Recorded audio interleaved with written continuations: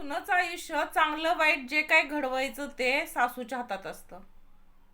एक चांगली सासू सुनेला आपल्या राणीसारखं ठेवते. तर हॅलो सगळ्यांना, कशा आहात सगळे? आज ना आपण सासू सुनांच्या नात्यावरती बोलूया. तर सून नवीन लग्न होऊन घरी येते, तर त्या घरातली जी सासू असते तिच्यावरती डिपेंड असतं की नवीन आलेल्या सुनाला कशा प्रकारे वागवलं जाईल. तिला जर तुम्ही प्रत्येक वेळी परकेपणाची जाणीव करून दिली तर ती तुमची कधीच होणार नाही. तुमच्या कुटुंबाला कधीच ती ॲक्सेप्ट करणार नाही.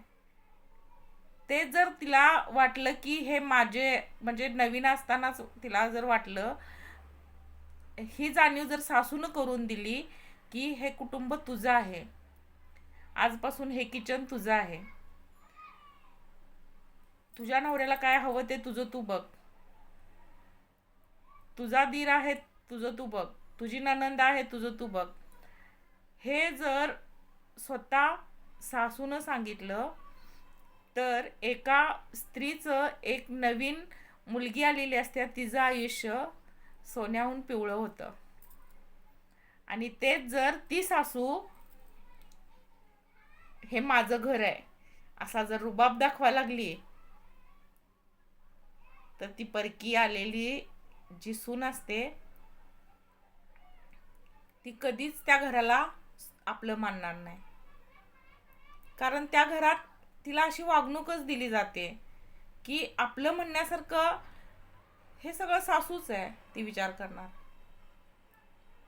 किचनमध्ये हे माझं सामान कुठं गेलं, ते माझं सामान कुठं गेलं, असते सवय सासवांना. माझ्या सामानला हात लावू नको.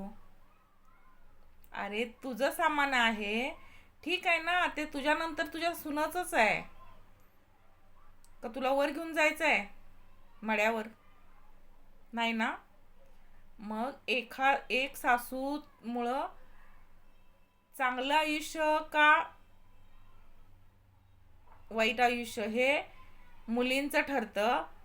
आणि ज्यावेळी तुम्हाला परकेपणाची जाणीव होते त्यावेळी मुलगी म्हणजे तिला कळतच नसते, ती म्हणजे अल्लड असतात, अजून अनुभव नसतो, काय नसतोय. इथं अनुभव असणारी लोकच अशी वागतात, तर बिना अनुभवी छोटी मुलं काय वागणार? त्यांच्याकडं काय अपेक्षा ठेवणार आपण?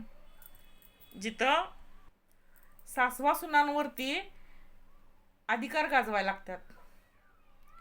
कारण झालेलं काय असतंय, तिनं खूप सोसलेलं असते, तिच्या सासूनं जे म्हणजे केलेलं असते, जाच केलेलं असते, सगळं म्हणजे खाणं पिणं दडवून ठेवलेलं असते. मग आम्ही दिवस काढलेत, मग ह्यांनी दिवस काढले म्हणून काय होते? नाही होणार ते आता. कारण सासूबाई विचार करा, पूर्वीचा जमाना आता बदललाय. तो बदल तुम्ही ॲक्सेप्ट करायला तयारच नसताय. आणि ज्या घरात हा बदल ॲक्सेप्ट नाही केला त्या घरात भांडणं, क्लेश आणि पराकोटीचं दुमत. म्हणजे सून पण म्हणजे नंतर तशीच होणार.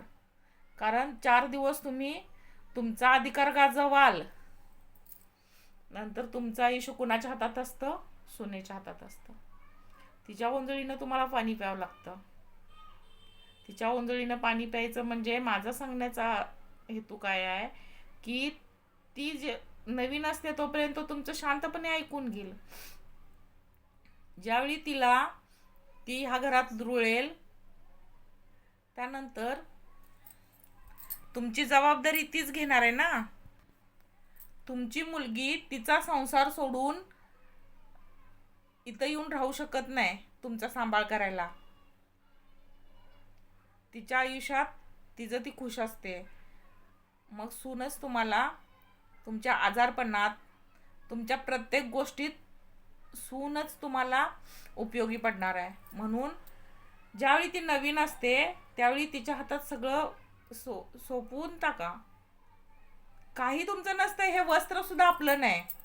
जे आपण घालतोय अंगावरती हे वस्त्र सुद्धा आपलं नाही. काय काय बायका बघा, आता सुनाला सून नवीन आहे, ती जर म्हटली की आई तुमचं हे कानातलं खूप छान आहे, मला आवडले, तो काढून द्या हाय धरबाई म्हणून, कारण तुमच्या नंतर तीच घालणार असत्या. त्याच्यासाठी जर तुम्ही तुमच्या लेकीला देणार आहे असं जर तुमच्या मनात तुम्ही ठेवून बसलात, तर सुनेच्या मनात पण राहणार ती गोष्ट की सासू माझ्याबरोबर अशी वागली होती. मग ज्यावेळी तुम्ही आजारी पडताय त्यावेळी ती काय म्हणणार माहिती आहे, मला एखादी गोष्ट द्यायला नाही म्हणते, मला कानातले आवडले होते तर काय म्हटली, माझ्या मुलगीला पाहिजे, मग पोरगी येऊन करू दे तिचं सगळं, असं सून म्हणत्या. आणि तसं बघायला गेलं तर तिचं काय म्हणजे चुकीचं वाटतच नाही कुणाला, कारण तुम्ही तिच्याशी तसं वागलेलं असताय. बरोबर आहे का?